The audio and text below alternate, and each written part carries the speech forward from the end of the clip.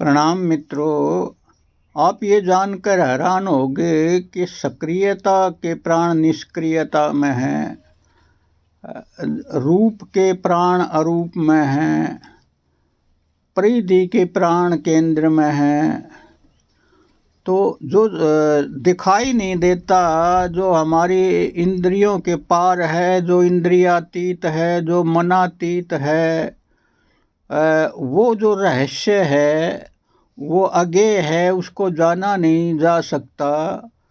तो वही सोर्स है, वही जीवन का उद्गम है, वही जीवन की गंगोत्री है। उधरी से सबको प्राण मिलते हैं, उधरी से जीवन में गति आती है। तो मित्रों, वो अज्ञेय है, लेकिन इतना तो एक प्रतीति होती है कि जो सोर्स है उसके पास एक गर्भ है। तो गर्भ है तो वो नारी शक्ति की तरह होगा, वो मातृ शक्ति की तरह होगा, क्योंकि बिना गर्भ के ये जो क्रिएशन है ये कहाँ से जन्मेगी। तो उसी से ये संसार का जो पसारा है, जो भी संसार में हम देखते हैं, तो उसी सोर्स से आता है और आखिर में उसी में लौट जाता है। तो उस सोर्स को हमने हिरण्यगर्भ भी कहा है। तो वो नानक ने भी कहा है कि एका माई जुगत बेआई, तीन चेले परवान, एक भंडारी एक दंडारी एक लाए दीवान। तो ये जो आज हम इस मातृ शक्ति पर थोड़ी चर्चा करते हैं। तंत्र में तो मातृ शक्ति के वर्शिप के बिना कोई रिद्धि सिद्धि, कोई एडवांसमेंट, हमारी जड़ता नहीं टूटेगी। वही मूल जो आराध्य की आराधना की जो देवी है वो मातृशक्ति है।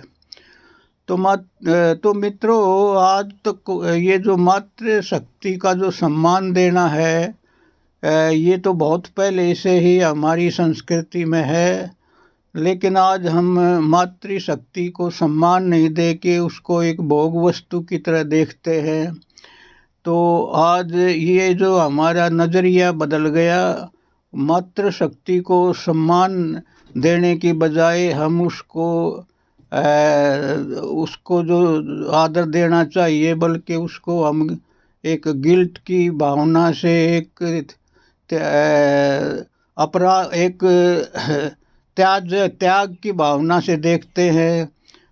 लोग कहते हैं कि स्त्री नरक का द्वार है और इससे बचना, और रामकृष्ण परमहंस भी कहते थे कामनी कांचन से बचो। तो जब से ये जो स्त्री के प्रति ये बचने का और एक भय का वातावरण हुआ और नरक का द्वार किया, तो तब से देश का प्राण ही निकल गए, प्राणहीन हो गया। क्योंकि जो सोर्स की निंदा कर दी, गंगोत्री से जो जीवन की रसधार थी उधरी चोट कर दी, तो जीवन कहाँ से आएगा। तो हम जीवन विहीन होते चले गए। तो मित्रों, जो ये जो मातृशक्ति है ये बिना कुछ किए करती है। जैसे चूहादानी है, चूहादानी तो अपनी जगह खड़ी है, लेकिन चूहा खुद ब खुद खिंच के आता है। तो वो एक ऐसी चुंबकीय शक्ति है जो सबको गति में डाले हुए है और खुद गतिहीन है। तो ये रहस्य है मित्रों।